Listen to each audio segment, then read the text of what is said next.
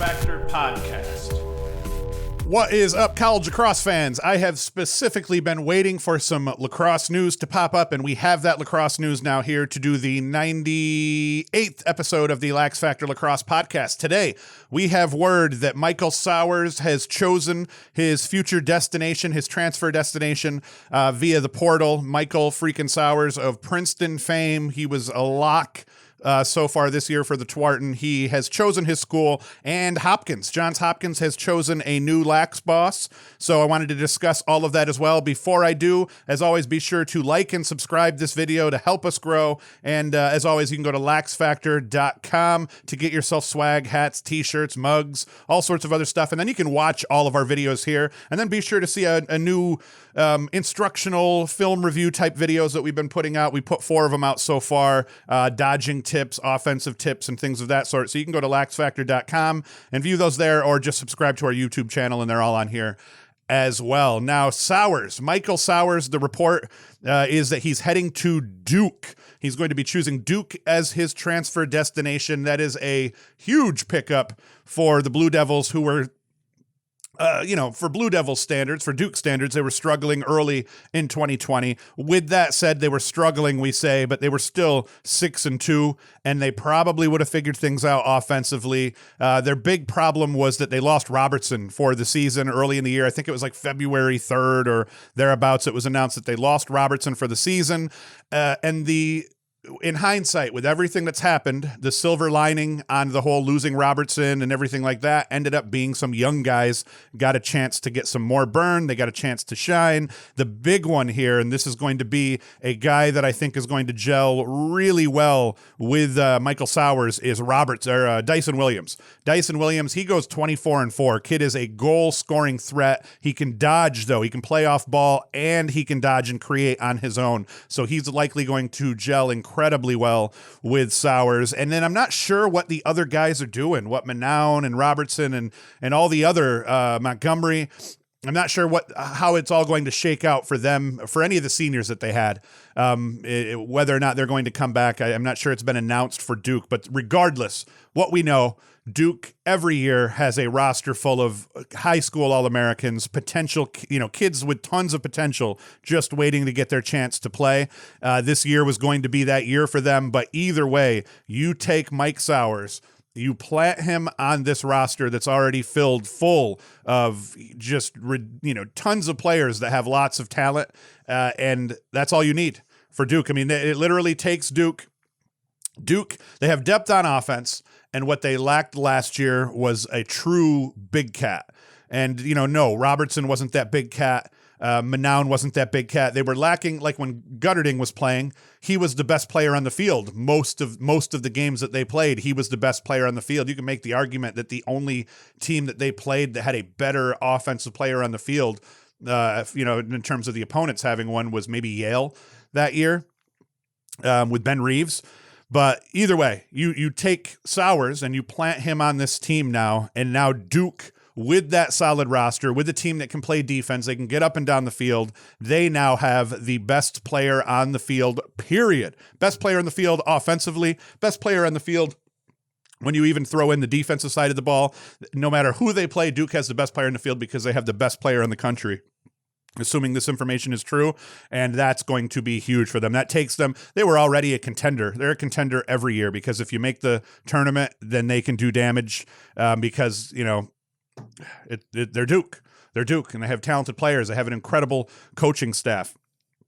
And now you just plant Mike Sowers on that team, and that team is now a contender. I want to see and wait to see how it all shakes out in terms of who stays, who goes, what happens with some other teams. But I mean, regardless of how you look at this, I'd say this almost automatically makes Duke once again, if not the favorite, one of the top 2-3 teams. I mean, Syracuse, they're returning pretty much everybody. So it's been announced to Syracuse that they're bringing back that entire, Trimboli's coming back, Dearth is coming back, Rafis is coming back. I mean, Syracuse has slowly but surely been rolling out, as we reported here first, that they're bringing back almost that entire senior class. They're losing Fernandez to transfer, Mellon to graduation. But other than that, and the thing that's going to hurt Syracuse is Mellon was that guy that would have matched up really well with Sowers. You can't stop Mike Sowers, but it's really hard to stop a Jeff Teat as well. And Mellon and Jeff Teat had done battle over the years. So the only player that I ever saw totally roach Mellon was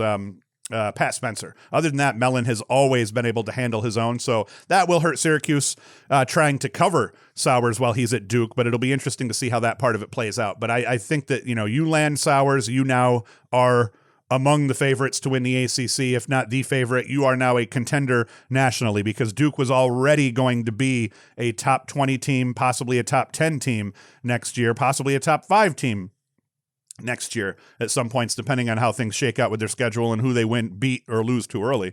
But now Sowers just solidifies that roster. And I mean, it's crazy. The rich get richer, as they say. So in between segments here now, I want to jump from talking about, and well, hold on, before I jump to that, away from that, that means now the ACC, just in terms of star power, they bring Chase Scanlon in. Syracuse does from Loyola. So I mean, Syracuse has that first midfield line with a ton of star power. They get a lot of newsprint, and the media loves them. You have Chris Gray hitting UNC and his line mates, and what North Carolina has done offensively and what they were doing offensively in 2020 so far. That was incredible. You have Duke now with Mike Sowers, the best player in the country. I mean, the ACC is just no question now the best conference in lacrosse. And what's this going to do to the Ivy League, where the Ivy League, granted, the Ivy League does rinse and repeat and they reload every year. But what we're going to see this year is we're going to see a lot of those seniors from the Ivy League all transferring away.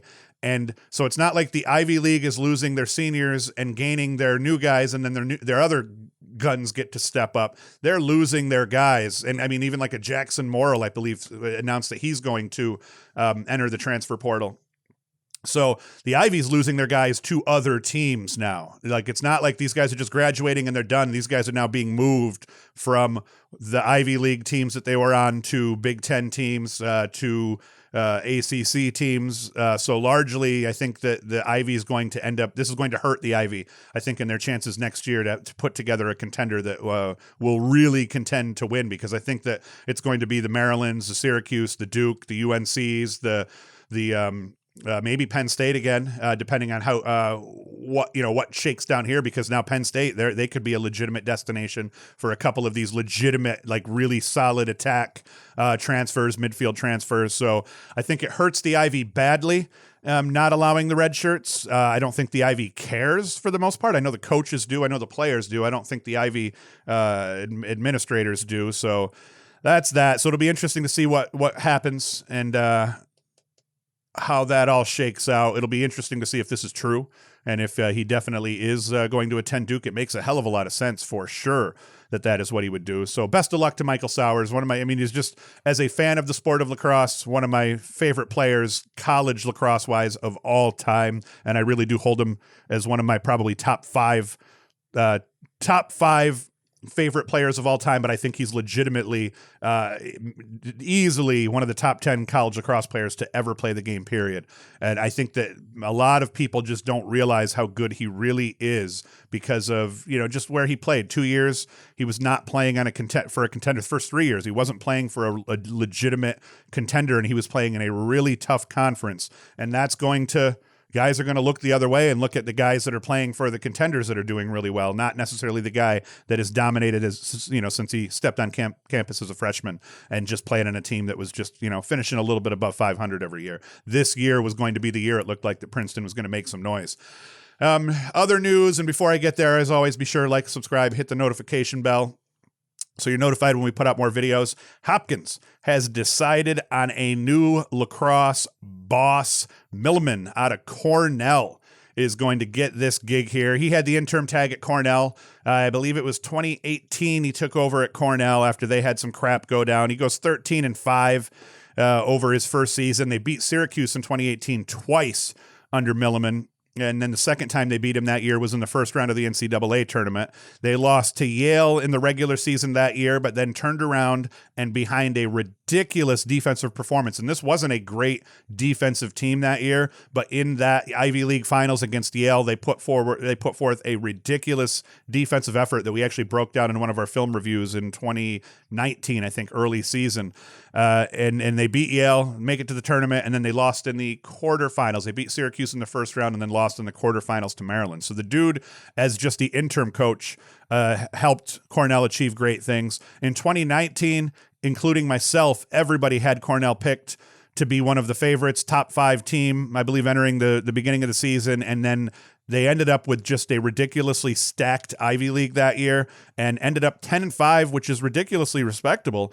But in that stacked Ivy, they lost to Yale in the Ivy League semis and no NCAA tournament for Cornell in 2019. A lot of people were mad about that, but it's just one of those deals with lacrosse where we're probably going to end up seeing them have to expand the tournament ever so slightly, simply because you're starting to see now for the first time teams that are getting left off that tournament roster, and you're just like, oh, like you could always make the argument. There was years where, like, let's say Rutgers a couple of years had gotten hosed. And you could have made the argument those years that they were a good enough team to make the tournament, so it stunk that they got hosed. But you know, you weren't having non-Rutgers people angry about it or upset about it. And now you're starting to see teams that are getting left off that roster every year, where you're like, oh, how nice would it have been to have that team in the tournament and competing in the postseason, especially with some of the players Cornell had last year. So boom, fast forward 2020, people do not know what to expect. No one is picking Cornell to light the world on fire, albeit I figured they were going to be a solid top 20 team. And in 2020, they finished the Corona season 5-0. Teat was sitting at 26 points. Piatelli, Donville, and Long all had 23, 20, and 19 respectively. Offensively, they were all over the place. They were winning face-offs. They were playing better team defense. They looked good in cage. So Milliman has done a great job since getting his first gig as a Division I coach. I think he was at Pfeiffer before he was at Cornell. 28-10 over the 2.3 or so seasons in one of the toughest conferences in college lacrosse. He goes 28-10 over that 2.5, not quite 2.5 seasons at Cornell, between being the interim coach, head coach for a full year, and then head coach for part of this year. I don't think he was Hopkins' first choice, most likely, but I think he was a very good choice. And I think in hindsight, he's a good fit. He's now had to coach and recruit at an Ivy League school. He's dealing with the admissions there. So he's just dealing with a top-notch academic based school. And he's going to be dealing with a similar thing at Johns Hopkins. I think he's a good blue-collar coach, and I think he's going to do a good job recruiting the Hopkins that in that area. I think he'll do a good job recruiting in Baltimore, more importantly beyond. I think a lot of people were complaining, saying that Hopkins recruiting had kind of waned and they hadn't done as good of a job recruiting beyond their geographic region. Because they were able to live off of that for so long. I'm not sure that that's actually true, but I know that's one of the things I've already seen the optimistic folks saying about Milliman, is that he's going to be able to do a better job recruiting abroad, just simply because he's had to. And oddly enough, I remember Petro was at Cornell right before he got hired by Hopkins as well. So this is the second time now Hopkins has come in and stolen a Cornell coach that was doing well and brought them down to Baltimore. So that is also cool. I think he was a D3 All-American, I think I read. I forget where. Maybe it was Gettysburg, somewhere like that he played. So again, probably not their first choice, but I bet you he was right up there on their list, and I bet you they are pleased now that they have him. I haven't had the news is still so fresh, I haven't even had a chance actually to look at what the FanLax Hopkins board is doing.